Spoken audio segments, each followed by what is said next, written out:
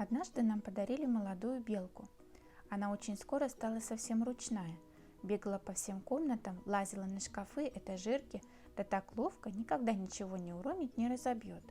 В кабинете у отца над диваном были прибиты огромные оленьи рога. Белка часто по ним лазила, заберется бывало на рог и сидит на нем, как на сучке дерева. Нас, ребята, она хорошо знала. Только войдешь в комнату, белка прыг откуда-нибудь со шкафа прямо на плечо. Это значит, она просит сахару или конфетку. Очень любила сладкое. Конфеты и сахар на столовой в буфете лежали. Их никогда не запирали, потому что мы, дети, без спросу ничего не брали.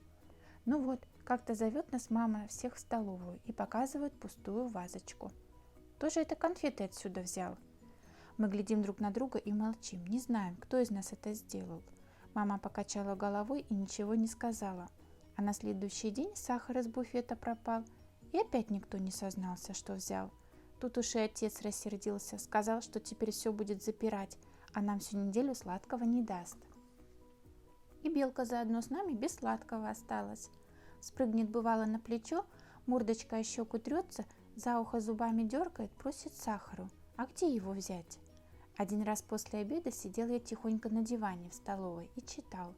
Вдруг вижу, белка вскочила на стол, схватила в зубы корочку хлеба и на пол, а оттуда на шкаф. Через минуту смотрю, опять на стол забралась, схватила вторую корочку и опять на шкаф. Постой, думаю, куда это она хлеб все носит?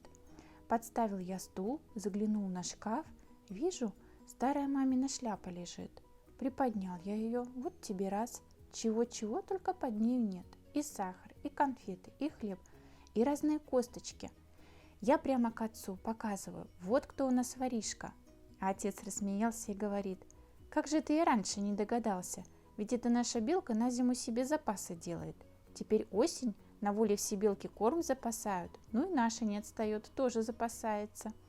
После такого случая перестали от нас запирать сладкое.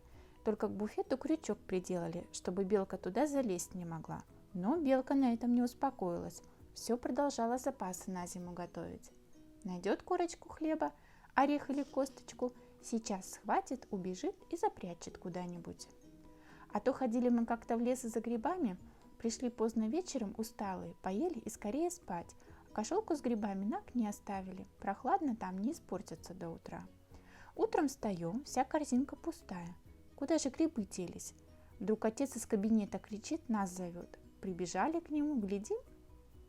Все оленьи рога над диваном грибами увешаны. И на крючке для полотенца, и за зеркалом, и за картиной, всюду грибы. Эта белка ранехонько утром постаралась, развесила грибы себе на зиму посушить.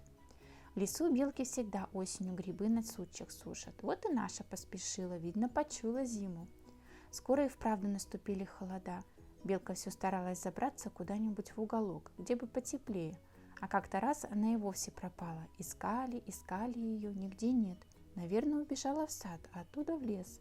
Жалко нам стало белочки, да ничего не поделаешь. Собрались топить печку, закрыли отдушник, наложили дров, подожгли. Вдруг в печке как завозится, что-то зашуршит. Мы отдушник поскорее открыли, а оттуда белка пулей выскочила и прямо на шкаф. А дым из печки в комнату так и валит, в трубу никак не идет. Что такое? Брат сделал из толстой проволоки крючок и просунул его через отдушину в трубу, чтобы узнать, нет ли там чего. Глядим, тащит из трубы галстук, мамину перчатку, даже бабушкину праздничную косынку там разыскал. Все это наша белка себе для гнезда в трубу затащила. Вот ведь какая, хоть и в доме живет, а лесные повадки не оставляет. Такова уж видно их беличья натура.